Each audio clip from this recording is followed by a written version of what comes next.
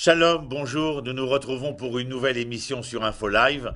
Cette semaine, la sidra de la semaine, Matot, qui va parler des pérégrinations, du début des pérégrinations des enfants d'Israël dans le désert, mais surtout d'une histoire qui va non seulement nous émouvoir, mais aussi nous étonner. Je vous la rappelle. Les deux tribus de Gad et de Réhouven se tournent vers Moïse et lui disent: sans que cela s'entende de deux manières possibles, nous voulons rester dans ce terroir de Transjordanie, c'est-à-dire à l'est du Jourdain, bien que le peuple ait l'injonction divine de traverser ce Jourdain, de rentrer sur cette terre qui ne fut pas que promise mais donnée, de combattre afin de la conquérir. Voilà, en tout cas, une réaction de ces deux tribus qui va réveiller une véhémence terrible chez Moshe, parce qu'il ne comprend pas comment ces deux tribus, avec hommes, femmes et enfants, peuvent venir et quémander une telle demande quand, sous-tendu à la demande, il est question, en fin de compte, de quoi? Bien, de ne pas participer à la conquête collective de la terre de Canaan. Voilà, nous avons trouvé un terroir, il nous convient pour nos troupeaux d'abord, et puis pour nos enfants ensuite, mais d'abord pour nos troupeaux, c'est-à-dire, je ne veux pas faire trop de citations, mais il est bien évident que la disposition des préférences de Gad et de Réhouven est totalement étonnante. Mais d'abord et avant tout, la colère de Moshe va venir du fait que ces tribus veulent se détacher de ce que j'appelle la responsabilité collective. Il est impossible, comme je l'ai souvent écrit, de chérir une partie du peuple d'Israël et d'en exécrer une autre. Cela ne peut pas être qualifié d'un amour authentique, bien entendu. Car il ne peut pas y avoir de demi-mesure entre l'amour de la terre et l'amour du peuple juif. De la même manière que lorsque nous recevons ces deux tables de la loi, nous avons bien compris que la première, celle de droite, qui met les relations entre l'homme et Dieu, et la seconde qui met les relations entre les hommes, d'une manière de nous dire, en fin de compte, qu'il est impossible d'aimer Dieu sans aimer les hommes ou d'aimer les hommes sans aimer Dieu, mais qu'il nous faudrait aimer Dieu et les hommes, bien entendu. Alors, il y a bien évidemment une question de moralité quand je parle de responsabilité collective. Moïse est en colère, comme nous l'avons dit et reprécisé, parce que justement, il y a une non-prise de conscience de cette responsabilité, et cette non-prise de conscience, il l'entend rapidement de la meilleure des manières. C'est une blessure, une fracture engendrée à la moralité de cette tribu quant à leur relation avec l'ensemble du peuple d'Israël. Il nous est purement et simplement interdit de nous détacher de l'ensemble du peuple et de créer, si vous le voulez, des communautés à part, ou des groupuscules à part, ou des partis partisans. Non, nous devons être pleinement insérés dans tout ce qui est bien comme tout ce qui est mal, pour le meilleur et pour le pire. Vous connaissez cette phrase, bien entendu, parce que cette relation du peuple avec de la terre, nous l'avons dit, nous le répétons, le peuple est masculin, la terre est féminine. Moshe leur dit, c'est une histoire conjugale. Le peuple doit se conjuguer à tous les temps, à tous les verbes, avec cette terre.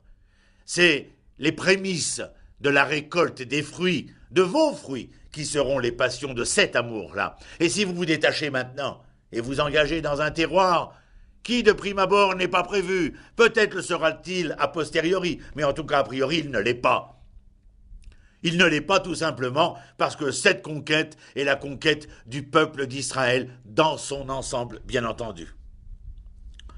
Alors ce n'est pas, bien sûr, nous ne pouvons pas accuser Gad et Réhouven de ne pas vouloir rentrer en Eretz Israël. Ce n'est pas de cela dont il est question. Leurs propos, lorsqu'ils viennent présenter leur doléance à Moshe, est de dire « cette terre est bonne pour nos troupeaux ». Et ça, c'est gênant. Parce que, voyez-vous, cette rentrée en Eretz Israël n'est pas une conquête, une entrée par intérêt, mais par amour, nous l'avons dit. Le bas blesse. Vous pensez d'abord à des intérêts économiques et sociaux bien avant de penser à l'éducation de vos enfants, car le fait de suivre le cheminement prévu dans le projet divin est à lui-même ou en lui-même une véritable pédagogie. Changer, tourner le sens de ce projet ou de ces cheminements, c'est aller à l'encontre de cette pédagogie-là. Et puis qu'est-ce que vous faites valoir en fin de compte? Clairement, vous venez dire au peuple d'Israël et à vos enfants, à vos compagnes, vous venez de leur dire: oui, je sais, depuis le Sinaï, nous avons appris à conjuguer le verbe être pour avoir. Je sais, je viens de déclarer, non pas inopinément, mais consciemment, que je voulais conjuguer le verbe avoir pour être. Eh bien non, monsieur Gad, non, monsieur Réhouven. Il est impossible de conjuguer le verbe avoir pour être. Ce n'est pas notre projet. Le bien-être dichotomisé entre le bien et l'être, où plus on aurait de bien, plus on serait, est une erreur occidentale, ou qui le deviendra. Par contre, conjuguer le verbe être pour avoir, ou notre premier avoir, vous le savez, ce sont nos enfants qui sont à même d'assurer la pérennité d'être et de devenir. C'est la raison pour laquelle ce projet a un cheminement qui lui est particulier. Il y a une demande de la part de ce projet, une demande de travail, non pas seulement sur la moralité, mais où dans la moralité, l'une des vertus essentielles de la moralité est l'amour. Pas seulement l'amour conjugal de l'homme à la femme, mais ici de l'homme à Dieu ou de l'homme à la terre. Dans tous les cas de figure, vous le savez, comme dans le Lecha Dodi de Rabbi Al-Kavatz, il sera question d'une relation entre un pôle féminin et un pôle masculin. Parce que toute l'histoire de cette humanité, et qui au travers le vecteur d'Israël comme porteur du projet divin, eh bien tout se déroule à travers cette relation bipolaire entre le féminin et le masculin. Parce qu'il faut conjuguer, parce qu'il faut cette conjugalité, j'y reviens, je répète et j'insiste, parce que nous sommes dans un monde aujourd'hui où tous ceux qui se sont dit « je aime toi » un jour sont quelques années plus tard en train de se séparer, si ce n'est de se déchirer. Je t'aimerai à tout jamais, pour le meilleur et pour le pire. Et pour cela, il faut engager sa responsabilité, mais où cette responsabilité, en hébreu, c'est achrayut. La responsabilité, c'est achrayut. Quel est le mot qui est à l'origine dans l'étymologie du mot achrayut? C'est ach. Ach, vous savez ce que c'est ach? Ach, c'est celui qui est le frère. Et le mot frère, ach, est à l'origine de acher, de celui qui est l'autre. Et c'est l'autre acher qui est à l'origine de achraï. Tout cela pour vous dire, Gad et Réhouven, que si vous voulez vraiment paraître comme des êtres responsables, il vous faudra reconnaître l'autre comme votre frère. Et quand on reconnaît l'autre comme son frère, eh bien par vents et marées, nous le suivons.